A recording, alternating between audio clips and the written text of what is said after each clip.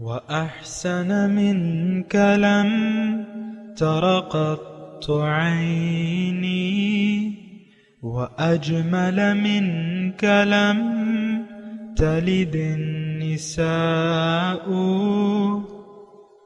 خلقت مبرأ من كل عيب خلقت مبرأ من كل عيب كأنك قد خلقت كما تشاء كتاب أنزلناه إليك مبارك ليدبروا آياته وليتذكر أولو الألباب۔ یہ کتاب برکت والی ہے جسے ہم نے آپ کی طرف نازل فرمایا ہے تاکہ دانش مند لوگ اس کی آیتوں میں غور و فکر کریں اور نصیحت حاصل کریں۔ اللهم صل على سيدنا محمد وعلى آل سيدنا محمد بعدد كل ذرة مئة ألف ألف مرة۔ سامعین و ناظرین اکرام، السلام علیکم ورحمۃ اللہ وبرکاتہ۔ سامعین اکرام، سورہ الدخان آیت نمبر 8 اور 9 آج کا حصہ اول ہے۔ آج کا موضوع، کیا ہم نے ما سوی اللہ کو اپنا مقصود بنا لیا ہے؟ اس کے ساتھ آج کے سبق کا آغاز کرتے ہیں۔ سب سے پہلے گزشتہ سبق کا اعادہ ہوگا۔ فیہا یفرق کل امر حکیم، اس رات میں ہر حکمت والے کام کا جدا جدا فیصلہ کر دیا جاتا ہے۔ امرا من عندنا انا كنا مرسلین، ہماری بارگاہ کے حکم سے بے شک ہم ہی بھیجنے والے ہیں۔ رحمتا من ربک انہ هو السمیع العلیم، یہ آپ کے رب کی جانب سے رحمت ہے، بے شک وہ خوب سننے والا، خوب جاننے والا ہے۔ رب السماوات والارض وما بینہما ان کنتم موقنین، آسمانوں اور زمین کا اور جو کچھ ان کے درمیان ہے اس کا پروردگار ہے، بشرطے کہ تم یقین رکھنے والے ہو۔ سامعین اکرام، سورہ الدخان آیت نمبر 8، لفظی ترجمہ، لا الہ الا ہوا، نہیں ہے کوئی معبود ماں سوا اس کے، یحیی و یمیت، وہ زندہ بھی کرتا ہے اور مارتا بھی ہے، ربکم رب آبائکم الاولین، وہ تمہارا بھی رب ہے اور تمہارے پہلے جو گزرے ہیں آباء و اجداد ان کا بھی رب ہے۔ بل ہم فی شک یلعبون، بلکہ یہ ایک شک میں مبتلا ہیں اور کھیل رہے ہیں۔ سامعین اکرام، انسان کو اللہ نے پیدا کیا ہے، اسی نے زندہ کیا ہے، وہی مارتا ہے، وہی رب ہے۔ لیکن میں آپ کو ایک بات عرض کر رہا ہوں، وہ یہ ہے کہ انسان اگر بالغ ہو کے کسی کی بات سننے پہ تیار نہ ہو یا عقل سے کام نہ لے تو وہ نقصان میں رہتا ہے، اور عام طور پہ ہم دیکھ رہے ہیں سامعین کرام کہ ایسا ہی ہو رہا ہے۔ یعنی ہماری اولاد ہمارے سامنے، آپ دیکھیں، آپ میں سے بہت سے لوگ صاحب اولاد ہوں گے یقیناً، میں بھی ہوں، آپ بھی ہیں، لیکن میں اپنا جہاں تک تجربہ میں آپ کو بتاتا ہوں کہ انسان جب بالغ ہوتا ہے، ظاہر ہے اولاد کی مثال میں اس لیے دے رہا ہوں کہ وہ ہمارے سامنے ہی پیدا ہوئی ہے، ہمارے سامنے پلی بڑی ہے اور ہمارے سامنے ہی جوان ہو گئی ہے اور ہمارے سامنے ہی اس کے بچے بھی ہو جاتے ہیں اور ہم نانا نانی دادا دادی بن جاتے ہیں نا۔ لیکن آپ دیکھیں، یہ ایک اس میں تھوڑا سا عبرت کا پہلو ہے۔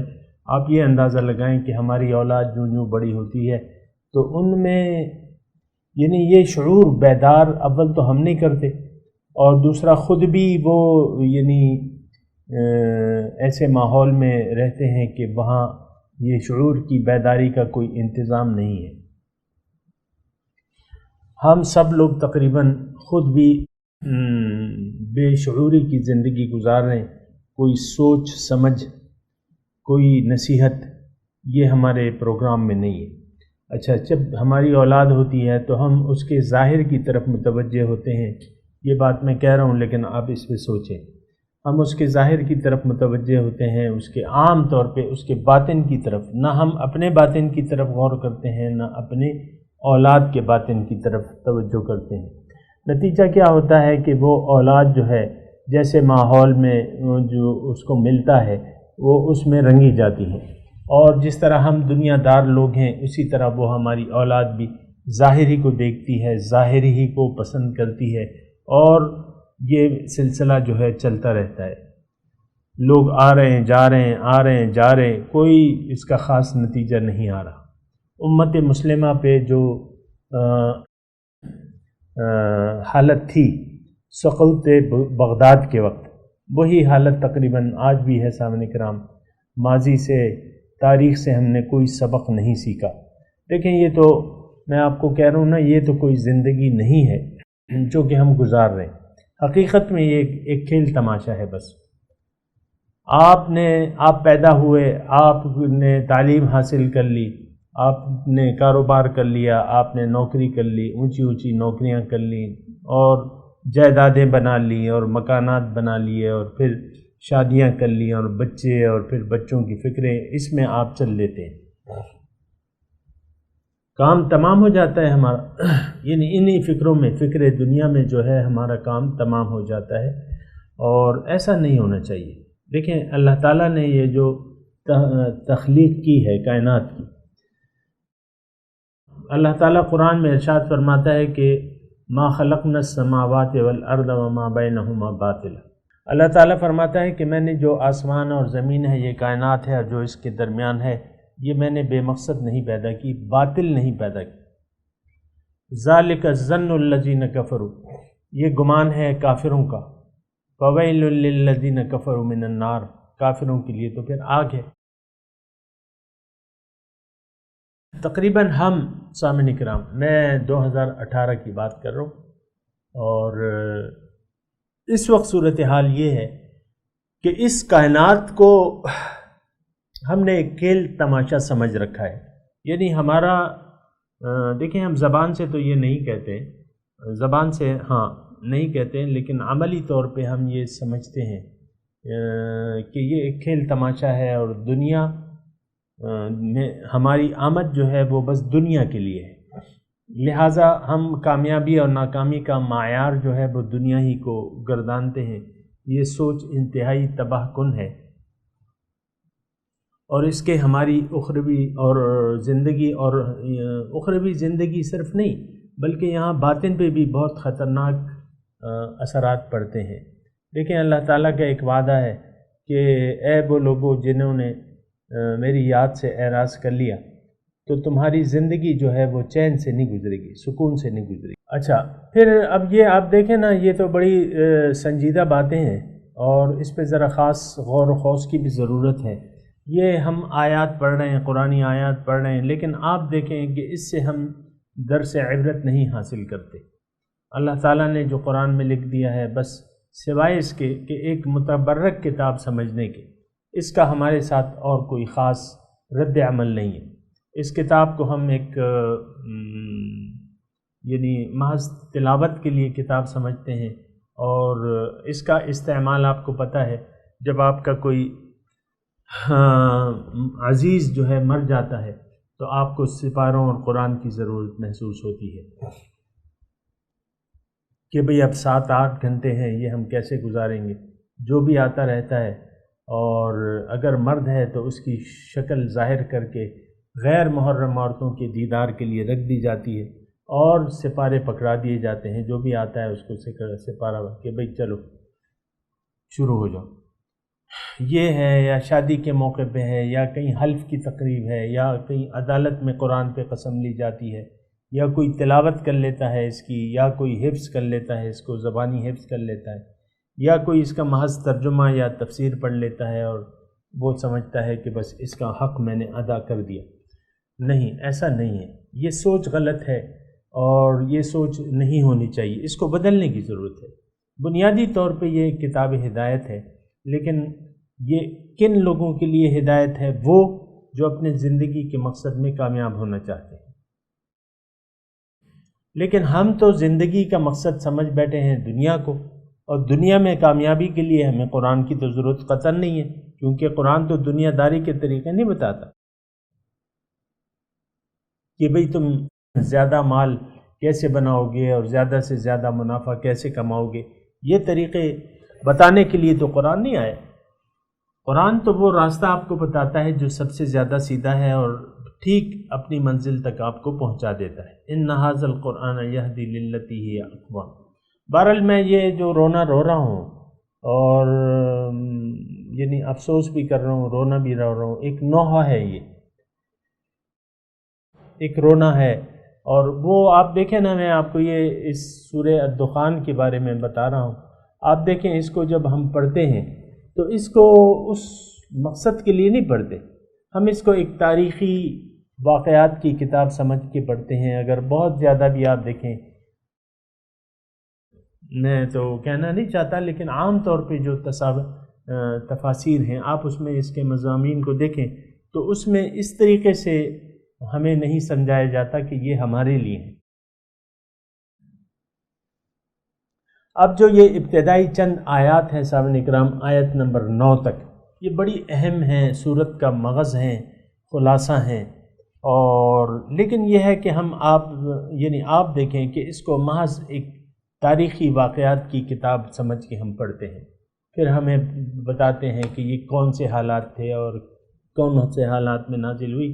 میں کہہ رہا ہوں یہ تو آج کے حالات ہیں، میں آپ کو یہ کہتا ہوں نا کہ آج بھی دور جاہلیت ہے، ہم اپنی پیدائش کے مقصد سے غافل ہیں، ہم اپنے اصل سے غافل ہیں، ہم نے اپنے اللہ کو بھلایا ہوا ہے، یہ سب ہمارے لیے ہے۔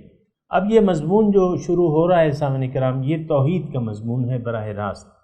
اب ہم یہ سمجھتے ہیں کہ بھئی ہم نے تو کلمہ پڑھا ہوا ہے، ہمیں توحید کے مضامین کو سمجھنے کی کیا ضرورت ہے، یہ تو مشرکوں کے لیے ہے، ہم تو کلمہ پڑھتے ہیں لا الہ الا اللہ محمد الرسول اللہ۔ یہ ایک بہت ایسی ایک بیکار سی سوچ ہے سامنے کرام۔ محض طوطے کی طرح اگر آپ کلمہ آپ نے پڑھ بھی لیا تو اس کا کوئی فائدہ نہیں، زبان سے کہہ بھی دیا لا الہ تو کیا حاصل، دل و نگاہ جو مسلمان نہیں تو کچھ بھی نہیں۔ تو بہرحال یہ بڑے افسوس سے مجھے یہ کہنا پڑتا ہے کہ یعنی قرآن کو اس مقصد کے لیے ہم نہیں قبول کر رہے جس مقصد کے لیے آیا ہے۔ یہ دیکھیں، میں ایک بہت قیمتی بات کہنے جا رہا ہوں، ذرا اس کو غور سے سنیں۔ ہماری منزل اللہ ہے، یہ قرآن ہمیں اللہ سے ملانے کا طریقہ بتاتا ہے، اللہ تک پہنچنے کا ذریعہ بتاتا ہے، طریقہ بتاتا ہے۔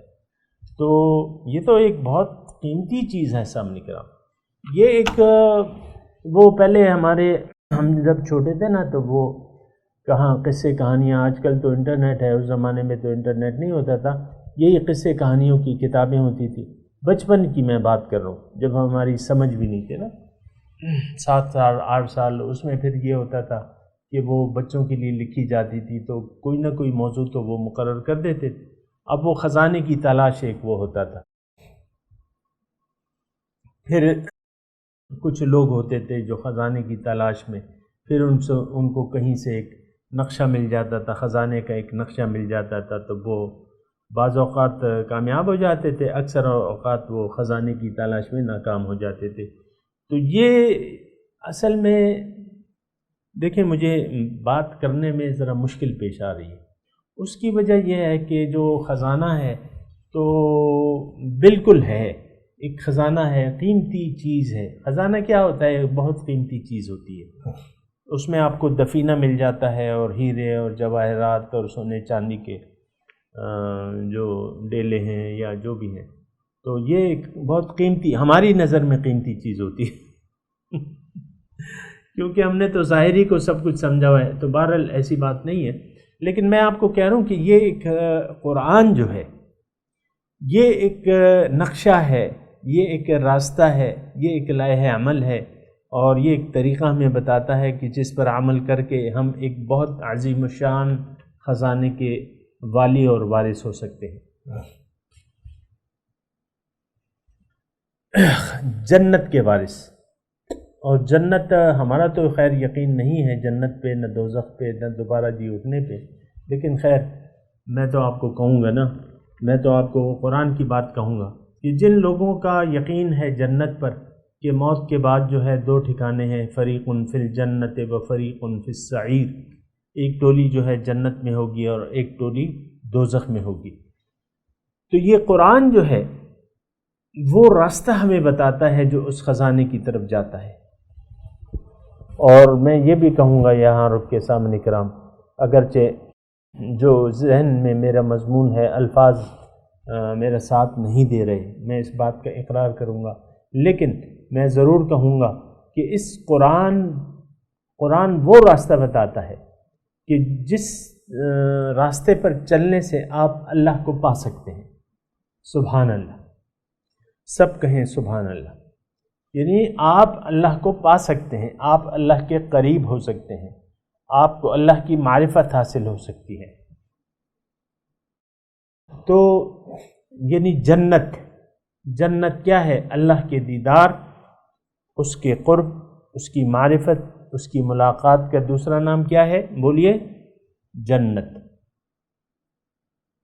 تو قرآن تو بہت آسان طریقہ بتاتا ہے، بہت آسان طریقہ ہے، اس میں جو طریقہ لکھا ہوا ہے سامنے کرام، یہ بات بھی میں ضرور کہوں گا کہ یہ طریقہ بہت آسان ہے، بہت آسان ہے، اس پر عمل کرنا بھی نہایت آسان ہے، بشرطے کسی کا جذبہ ہو۔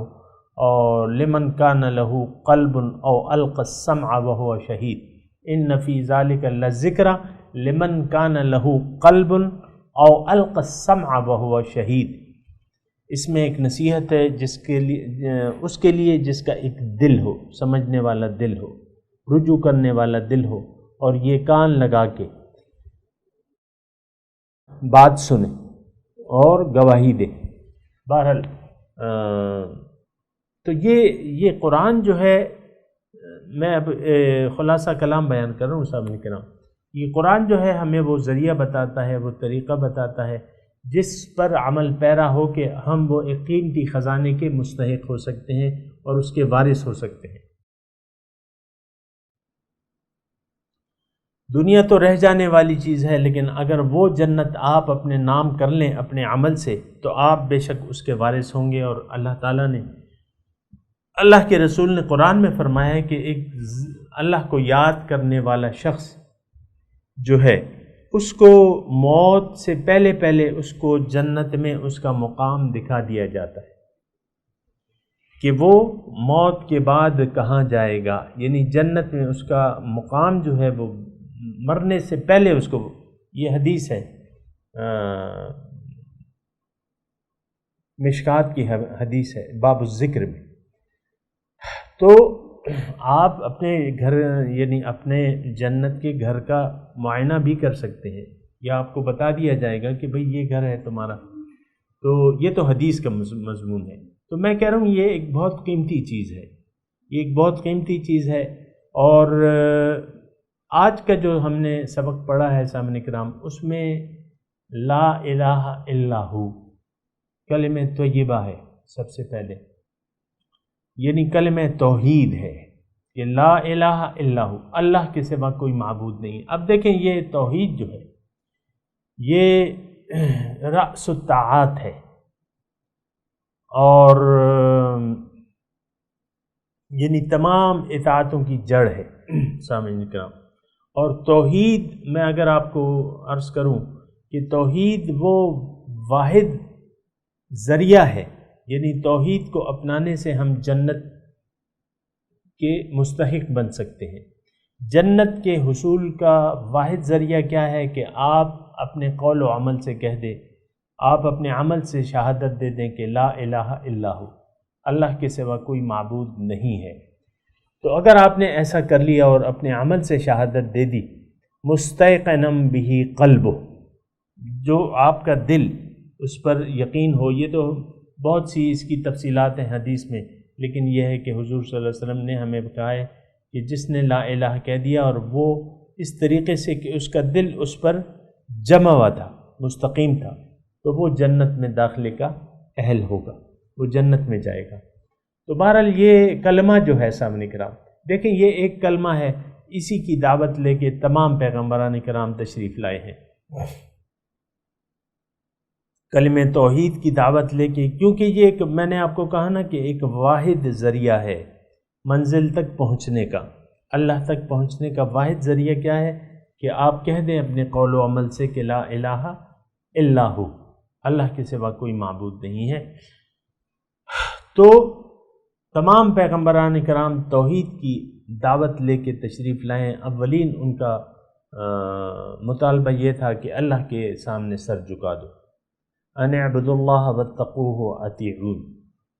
وقال یا قوم اعبدوا اللہ ما لکم من الہ غیرہ. پیغمبر آئے، انہوں نے اپنی قوموں کو کہا کہ اللہ کی بندگی کرو کیونکہ اس کے علاوہ تمہارا کوئی معبود نہیں ہے. ما لکم من الہ غیرہ افلا تتقون. بہرحال یہ ایک کلمہ توحید ہے، اور یہ سورہ الدخان کا جو مرکزی نقطہ ہے وہ یہی ہے کہ لا الہ الا ہو، اللہ کے سوا کوئی معبود نہیں ہے. آپ دیکھیں اس وقت بھی ہم نے معبود اپنے لیے گھڑ لی ہیں. اس وقت شان نزول کے وقت بھی مشرکین نے 360 بت تو اللہ کے گھر میں رکھے ہوئے تھے. ہم میں اور اس میں صرف اتنا فرق ہے کہ وہ بت جو ہے انہوں نے رکھے ہوئے تھے خانہ کعبہ میں، اور ہم نے وہ بت جو ہے وہ دل میں سجائے ہوئے اپنے. آپ دیکھ لیں بہت سی ایسی چیزیں آپ کو مل جائیں گی اگر آپ اپنے دل کا مطالعہ کریں جو اللہ سے زیادہ آپ کو پیاری ہیں، اللہ اور اس کے رسول سے زیادہ پیاری ہیں، اس کے احکامات سے زیادہ محبوب ہیں آپ کو. یعنی میں اکثریت اور معاشرے کی بات کر رہا ہوں. اور بہرحال یہ بات یعنی غلط ہے کہ ہم غیر اللہ کی سے کچھ توقع رکھیں یا غیر اللہ میں ہم کچھ طاقت پائیں، تو یہ غیر مناسب بات ہے. لا الہ، کیونکہ کوئی معبود نہیں ہے الا ہو مگر اس کے سوا. اب یہ لا الہ الا ہو ایک ایسا بنیادی نقطہ ہے سامنے کرام کہ اگر میں اس کی تفصیل میں جاؤں، اور تھوڑا سا میں ضرور اس پہ بات کروں گا کہ دیکھیں اللہ آپ کا معبود بن نہیں سکتا جب تک وہ آپ کا مقصد حیات نہ بن جائے. یہ ایک بہت ایسی گہری بات ہے لیکن بہت ٹھوس بات ہے. اللہ جب تک آپ کا مقصد حیات نہ بن جائے وہ آپ کا معبود نہیں بن سکتا، یا آپ اس کی بندگی نہیں کر سکتے. یہ ایک ایسی بات ہے، تفصیل طلب ہے، لیکن میرے پاس اس وقت کم ہے. بہرحال الہ وہ ہستی ہے جو آپ کا مقصد بھی ہو، جو آپ کا زندگی کا مقصد ہو، وہی آپ کا الہ ہے، وہی آپ کا معبود ہے. آپ اسی کے سامنے سر جھکائیں گے. اگر دنیا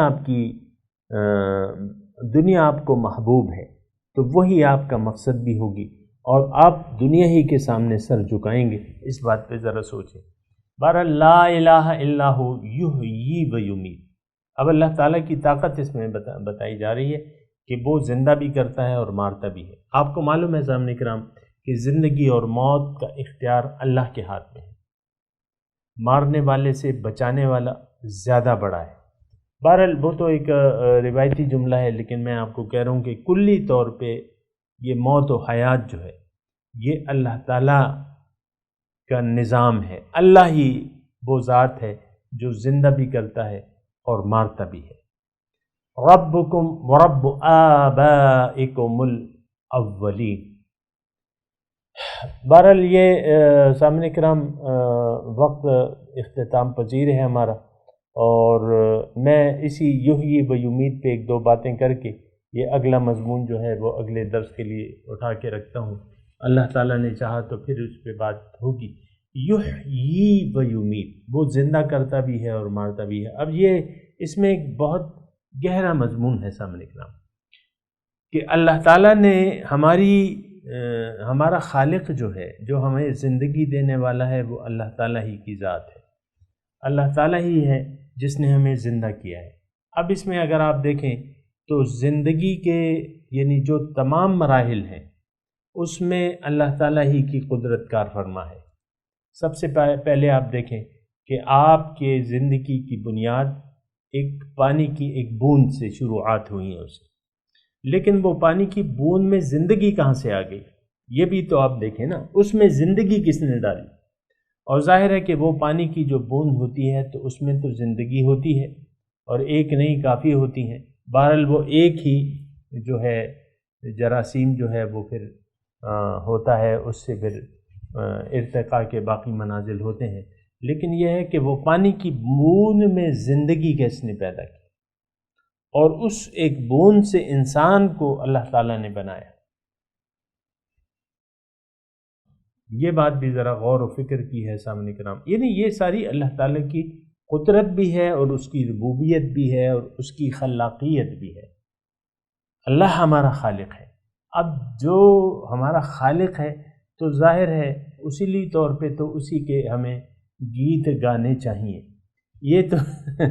یہ تو نامناسب بات ہے کہ اللہ تعالیٰ نے ہمیں پیدا کیا ہے اور ہم گیت کسی اور کے گانے لگیں، سونے چاندی کے سامنے سجدہ ریز ہو جائیں، یا دنیا کے سامنے ظاہر دنیا کی یہ میرا چاچا ہے، ماموں ہے، یہ میرا دوست ہے اور یہ میرا ہے نا، تو یہ غلط بات ہے۔ یہ بہت غلط فہمیاں ہیں جو ہمیں لگی ہوئی ہیں، لیکن اگر آپ سوچیں گے تو آپ پہ یعنی روشنی جو ہے آشکارا کرتا رہے گا آپ کا رب۔ بہرحال ابھی میں تلاوت کرتا ہوں، میرے ساتھ دہرائیے۔ اعوذ باللہ من الشیطان الرجیم، بسم اللہ الرحمن الرحیم۔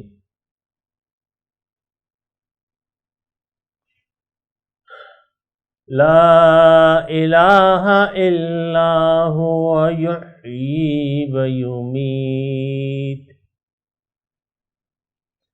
ربکم ورب آبائکم الاولین۔